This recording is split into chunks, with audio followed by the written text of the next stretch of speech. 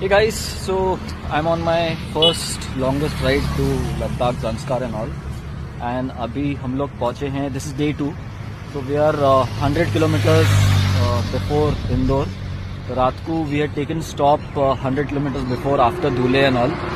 Nashik we faced lot of up to Dhule we faced lot of rain and all.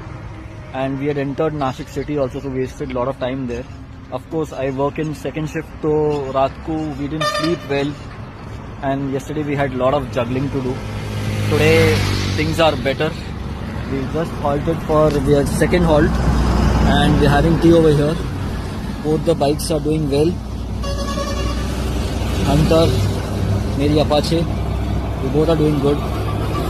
Cruising at 60, 70, 40, 50, 60 when it is raining, otherwise 60, 70 when the roads are with such traffic.